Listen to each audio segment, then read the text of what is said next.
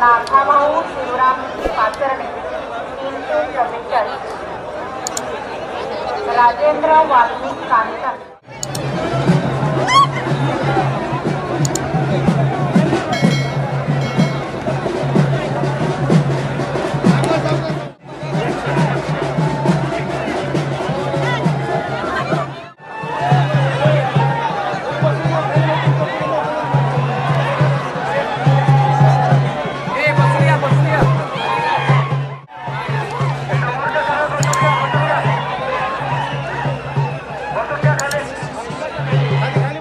हवेली विधानसभा मतदारसंघामध्ये राष्ट्रवादी विरुद्ध राष्ट्रवादी अशी लढत आपल्याला पाहायला मिळाली।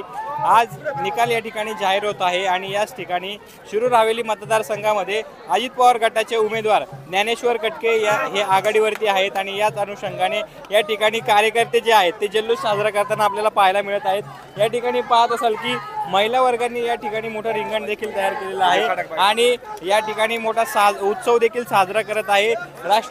महायुतीचे उमेदवार ज्ञानेश्वर कटके यांनी या ठिकाणी अगदी नवीन उमेदवार होते आणि त्यांनी अशोक पवारांना मोठं तगडं आव्हान या ठिकाणी उभं केलं होतं आणि या अनुषंगाने ते आघाडीवरती सध्या पाहायला मिळत आहे आणि या आघाडीचं एकंदरीत पाहता कार्यकर्त्यांमध्ये मोठा जल्लोष देखील या ठिकाणी आपल्याला पाहायला मिळत आहे।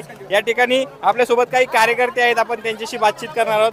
काय सांगाल एकंदरीत कशा पद्धतीने या ठिकाणी निवडणूक तुम्ही हाताळली आणि कसा उत्साह आहे तुमच्यामध्ये? खूप आनंदाचा क्षण हा एक शेतकऱ्याचा मुलगा आणि एकदम सर्वसामान्य घरातून वरती आलेला मुलगा आज या जनतेने त्याला न्याय दिलाय, हा खूप मोठा विजय आणि ही जनतेची जी निवडणूक होती ही माऊली आबांनी अशा पद्धतीने लढवली की एक सर्वसामान्य घरातला मुलगा आणि एक साखर सम्राट ज्याचे 4 कारखाने, बाहेरच्या देशात कारखाने, इथं कारखाने नसून बाहेरच्या देशात कारखाने आणि इथलचा सहकारी कारखाना लुटून खाल्ला, अशा या साखर सम्राटाला पारायचं काम आज या माऊली आबांच्या थ्रू झालं। याच्याबद्दल मी जनतेचे आभार मानतो। या ठिकाणी कार्यकर्त्यांमध्ये मोठा उत्साह आपल्याला पाहायला मिळत आहे। ज्ञानेश्वर कटके यांनी महाकालचं दर्शन देखील जे मतदारांना आहे ते घडून आणलं होतं। त्याचप्रमाणे या ठिकाणी तुम्ही पाहू शकता की महिला वर्ग मोठ्या प्रमाणामध्ये या निकालाच्या ठिकाणी आलेले आहेत, त्यांच्यामध्ये मोठा उत्साह देखील आपल्याला पाहायला मिळतोय। आपण काही महिलांशी देखील बातचीत करणार आहोत। एकंदरीत पाहायला गेलं तर मोठ्या प्रमाणावरती या ठिकाणी महिला आलेल्या आहेत, आपण त्यांच्याशी बातचीत करणार आहोत। काय सांगाल तुम्ही, तुमच्यामध्ये कसा उत्साह आहे? तुम्ही पाहताय आता सगळ्या महिला भगिनी खूप आनंदी आहेत आबांच्या ह्या एवढ्या मोठ्या विजया पाठीमागे। यांचे सगळ्यांचे खरंच खूप मनापासून कष्ट आहेत आणि त्याचा जल्लोष आज सगळ्याजणी करत आहेत, रिंगण धरून करत आहेत, फुगाड्या खेळून करत आहेत। अगदी वारकरी जसे वारीमध्ये सगळे एन्जॉय करतात त्याच पद्धतीने आज वातावरण आपल्याला सगळ्यांना दिसून येत आहे। लाडकी बहीण कुठंतरी आता माऊली आबांना पावली म्हणायची।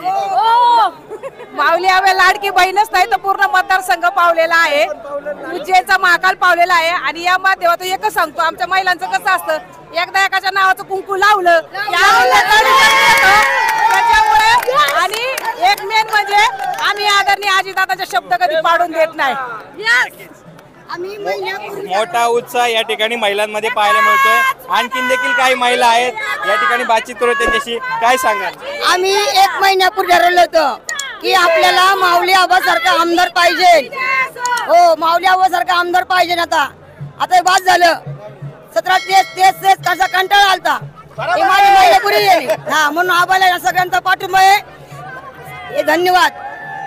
एकंदरीत पाहायला गेलं तर गेल्या 10 वर्षांपासून अशोक पवार या शिरूर हवेलीचं प्रतिनिधित्व करत होते, परंतु नव्यानेच राष्ट्रवादी काँग्रेस अजित पवार पक्षाचे उमेदवार ज्ञानेश्वर कटके यांची आघाडी पाहता नागरिकांमध्ये मोठा जल्लोष आणि मतदारांमध्ये जल्लोष आपल्याला पाहायला मिळत आहे। त्यामुळे असेच नवीन व्हिडिओ पाहण्यासाठी आमच्या द बातमी चॅनलला लाईक करा, शेअर करा आणि सबस्क्राईब करायला मात्र विसरू नका। धन्यवाद।